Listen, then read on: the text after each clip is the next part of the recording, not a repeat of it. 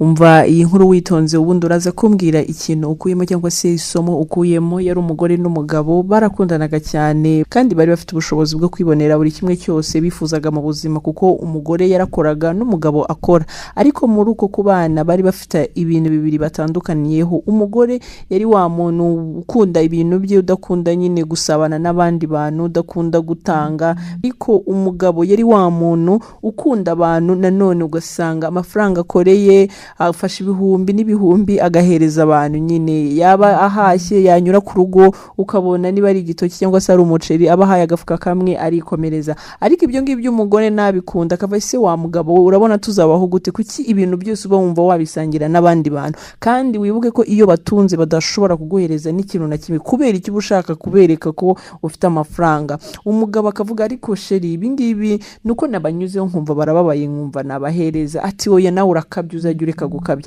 ejo bundi se twari twabuze ibi ngibi bigeze babiduhereza ngo nawe ugira impuhwe nyinshi ugakabya, wa mugabo uzajya umbabarira. Ariko umugabo nyine niko yari ameze muri kamere ye cyangwa se mu buzima bwe nuko yari ameze.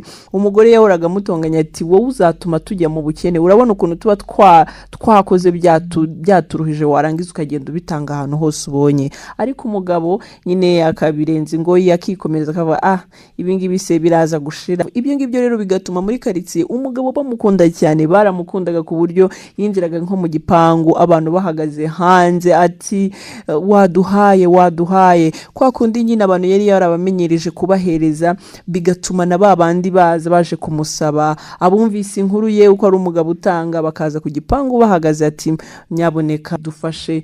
Rimwe na rimwe umugabo yaratahaga yagera mu rugo umugore yamubaza amafaranga, se sheri kubona ko ibyo guteka byashize wamfashije? Ati sheri nukuri kw'Imana amafaranga yanshiranye, urebye isigaranye amafaranga makeya cyane. Ati ese sheri ibyo ngibyo nzajya mbyishinga? Ati uragenda amafaranga yose ugayahereza abantu warangiza ukibagirwa ko dufite no kurya cyangwa se kubaho neza. Umugabo atangira kwirinda gutanga amafaranga nyine kuko ku kazi bari baramumenye umuntu ufite ikibazo yaramusangaga ati ese wangurije 5, wangurije 2,000. Kuyatanga kuri we byari nk'ibintu bisanzwe kandi nago yabitekerezagaho igihe kirekire. Niyo yabaga atafite amafaranga yarakubwiraga humura nago meze neza muri iyi minsi ariko ejo nejo bundi nzagufasha. Ugasanga atanze amafaranga mu kazi, mu rusengero, ahantu hose umugabo rwose yarafite ubuntu buteye ubwoba ku buryo nawe wamureba ukibaza ese uyu mugabo ajya atekereza ku muryango we.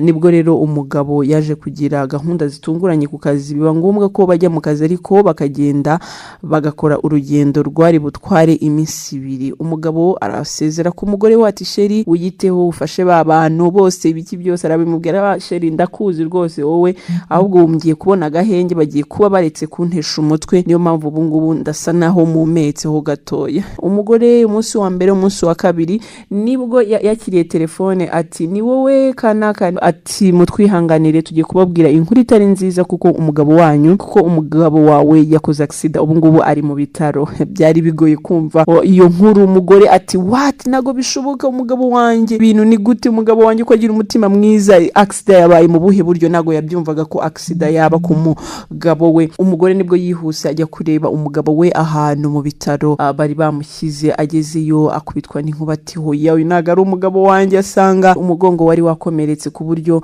bitari byoroheye umugabo kugira ngo abe yabyuka cyangwa se abe yakwihindura kubera uburyo yari yakomeretse cyane. Baramubwira rero uyu mugabo wawe kugira ngo akirebera dusaba amafaranga menshi kandi biragoye. Umugore nyine akajya areba umugabo we arababara ararira ati se sheri noneho ndabigenza gute ko ari we muntu nari mfite, ko ari wowe muntu nari mfite mu buzima bwanjye, ndabaho gute ntagufite? Urumva rero umugore byatangiye kumugora cyane, byatangiye kumugora. Yaramugwaje mu buryo bushoboka, akarara kwa muganga, akajya kwita ku rugo, akajya mu kazi, ariko umugore bigeraho biramunanira, arananirwa neza. Amafaranga, amatike, ibintu bamutegekaga kwa muganga, imiti n'ibindi byose byari bihenze kuko yari muri prive. Urumva rero umugore yatangiye gustrugglinga kugira ngo ashake amafaranga yo kwita ku mugabo we. Yagezeho arashira kuri konti umugabo, amafaranga arashira, umugore arashira ku kazi. Batangira kumubwira rero wa mugore turabona utari gukora akazi neza, reka tube tugusimbuje abandi bashobora kuza buri munsi.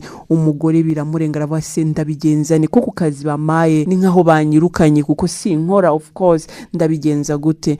Biramurenga cyane arabase ndasaba ndeko abona agasabye aribo nirukanaga, ubuse ndabwira ndeko umugabo wanjye ari we warubanye yicaranye n'abantu kandi adashobora kuvuga ndabigenza gute, yewe kuki ntafashije bariya bantu, kuki ntaba nabumvise koko, kuko abantu bose yageragaho bamurebaga ntabi bakava wowe ese nawe byakubaho uko yabacyuriraga, nawe ati ese nawe byakubaho wirataga gutyo, ubu ngubu nabuze naho nsaba, nabuze naho napfunda imitwe kubera uburyo nitwaraga imbere y'abantu nirata nishyira hejuru, mbonye ko abantu ari abagaciro, nabuze icyo nkora.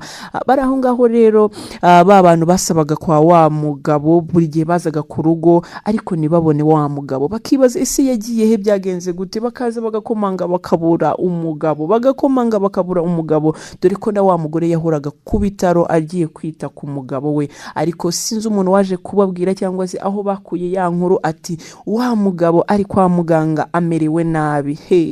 Abantu bakibyumva, za nshuti babakene babandi babaga mu buzima bugoye bakorana inama ati reka dufashe uyu mugabo kuko yatubereye intwari. Bagenda mu mirimo yabo barahinga, abafite ibyo kugurisha, abacuruza mu isoko, abakora utuzi dutandukanye ariko duciriritse, basuganya udufaranga bari bafite, kandi bose wabonaga ko ari abantu bari kwishakisha. Baragenda bakora inama ati rero buri muntu agiye gushaka udufaranga twafite twose turudarunde ubundi dutware kwa muganga. Baragiye barabikora cyane n'umutima mwiza utuje kandi w'urukundo, ati uyu mugabo yatubereye umubyeyi. Mu gitondo abantu bose barumirwa, mu gitondo nibwo abaganga bose bahagaze hanze barumirwa, babona abantu benshi cyane bari kuri gate bari gukomanga ati tuje kureba umugabo uri hano urwaye umugongo niwe utuzanye. Abantu bose bari baramenye wa mugabo kuko yahoraga asurwa n'abantu batandukanye kubera umutima w'urukundo yagiraga. Abaganga birabarenga, abantu bose barasohoka ati ese uyu muntu baje kureba ni muntu ki, ese hano twaba dufite umwana wa perezida ntitubimenye, ese hano twaba dufite umuntu ukomeye muri ubu buryo tutazi. Ariko bitewe n'urukundo ba bantu bari bafitiye wa mugabo, byatumye abantu bose bibarenga, bazana amafaranga, bazana ibyo kurya, bazanira wa mugabo. Umugore ari aho ngaho biramurenga, aravuga ese ni njyewe koko, aba bantu ko ntigeze mbahamagara bivuye hehe, biturutse hehe? Abantu bose bararira imbere yo kwa muganga, imbere y'ibitaro ati ubushobozi bwari bubonetse kugira ngo wa mugabo yitabweho cyane, kugira ngo wa mugabo ibyo yashakaga byose babimukorere, umugongo ukire yongere asubire muri bwa buzima. Yatangiye guhembuka, atangira kugenda, atangira kuba yakomunikatingana n'abantu, abandi akajya baza akabatera inkuru mu gitondo ati bantu mwe muzakore neza, muzite ku barwayi, muzite ku bakene, nibwo buzima tubayeho, nibwo buzima butuma tuba abantu bakomeye, kandi abantu nibo ba mbere mu buzima bwacu. Abantu biga isomo kwa muganga bose baramukunda, ati uyu muntu atweretse urukundo bitewe n'uburyo abantu bangana gutya baje kumureba. Ese uyu mugabo ni muntu ki utumye abantu bose baza hano baje kumureba? Abantu bose biga isomo, abantu bose bagira urukundo, abantu bose batangira kwita ku muntu nkaho ari umubyeyi, nkaho ari umwana wawe uri kwitaho. Ese iyi nkuru wowe ikwigishije iki? Ikintu wa mugore yakoze, yaraje asaba abantu imbabazi ati mumbabarire, ntago nari nzi ko isi yahinduka nanjye bikambera gutya, ariko mbonye ko abantu ari bo ba mbere, mbonye ko kwishongora ku bantu ntacyo bimaze. Iyo ntabagira uyu mugabo wanjye ntago ari kuba yabonye ibi byose yasabwaga kwa muganga. Abasaba imbabazi abaturage ati nta kibazo, as long as uyu mugabo rwose ari muzima nta kibazo, kandi nawe turakubabariye. Ese wowe muri iyi nkuru ukuyemo iki? Ese nawe ntago waba wishongora ku bantu, cyangwa se ubona ibyo utunze uyu munsi ukumva ko ari ibintu bizahoraho iteka? Ese iyi nkuru wowe ukuyemo iki? Ese nawe ni wari umeze nk'uyu mugore? Nibisanzwe ndi Ntagara Delphine.